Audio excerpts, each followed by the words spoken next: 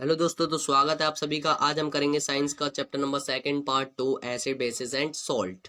तो इसका हमने पार्ट 1 भी किया था। जिसने अभी तक दोस्तों पार्ट 1 नहीं देखा वो जाके बायो में हमने लिंक दे रखी है, वो पहले जाके एक बार पार्ट 1 देखा। उसमें हमने नॉर्मली इसके बारे में इंफॉर्मेशन ली थी।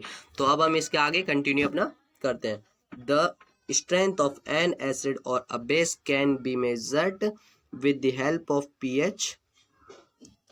किसी भी एसिड या बेस में कितनी स्ट्रेंथ यानी कितना इफेक्टिव है, तो उसका पता लगाने के लिए हम पीएच वैल्यू स्केल का यूज करते हैं। It depend upon the number of each H plus ions produced by N acid and OH minus produced by a base.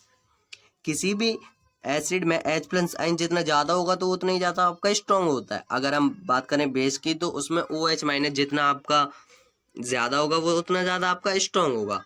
तो अब नेक्स्ट है हमारा pH scale ranges from 0 to 40 for any substances. PH equals to 0 is strongly acidic, pH equals to 40 is strongly basic and pH equals to 7 represent a neutral solution. तो pH scale के बारे में हम बात करें, pH scale जो आपका होता है वो 1 से लेकर 14 तक होता है। वहाँ पर अगर आप बात करें कि कोई एसिड कब किस सिचुएशन में सबसे ज़्यादा स्ट्रॉन्ग होगा, तो जब अगर आपका pH इक्वल्स टू 0 होता है तो वो उतना ज़्यादा आपका स्ट्रॉन्ग होगा।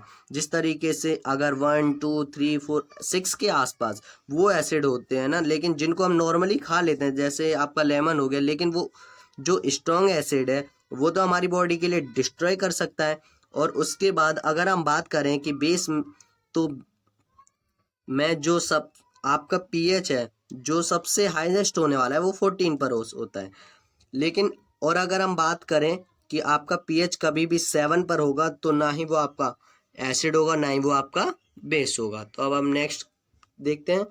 Our body work in the pH ranges of 7.0 to 7.8 except stomach which has a pH of 2।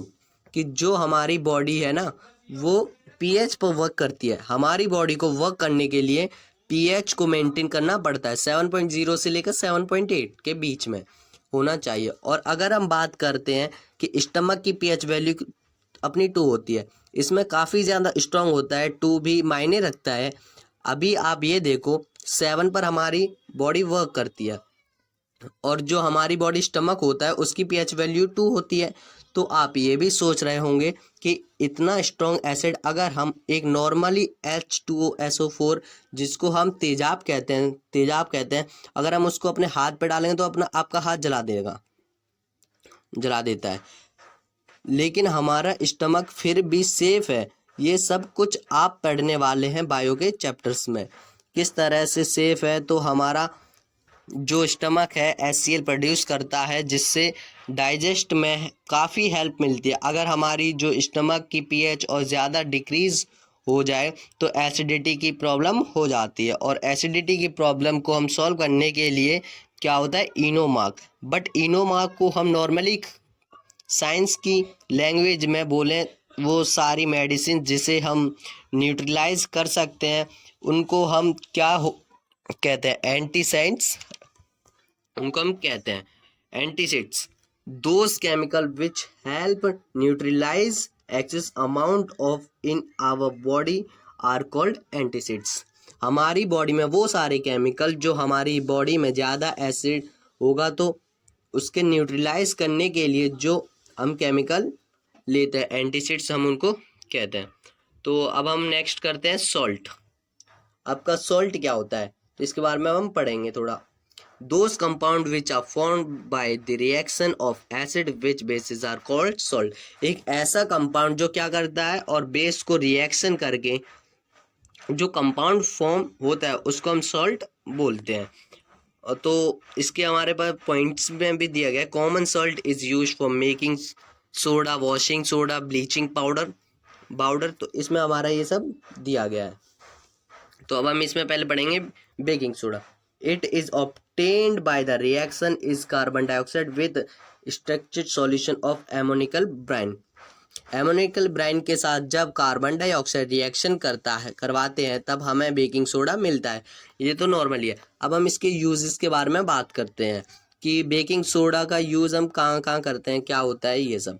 अब बेकिंग सोडा और बेकिंग सोडा पाउडर थोड़ा सा डिफरेंस होता है। अगर बेकिंग सोडा में टार्ट्रिक एसिड मिला देते हैं तो वो चीज़ बेकिंग पाउडर हो जाती है, उसके बाद हम एंटीसिड में उसे यूज़ कर ही लेते हैं। तो नेक्स्ट है हमारा वॉशिंग सोडा। इसमें हमारा वॉशिंग सोडा में recrystallization of sodium carbonate obtained by heating NaHCO3 gives washing soda.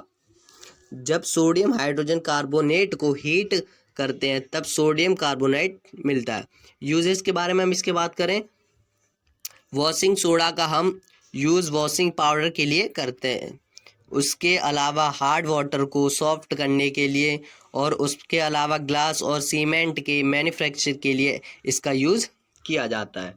और नेक्स्ट है हमारा bleaching powder. It is obtained by a reaction of Cl2 gas with dry slack lime.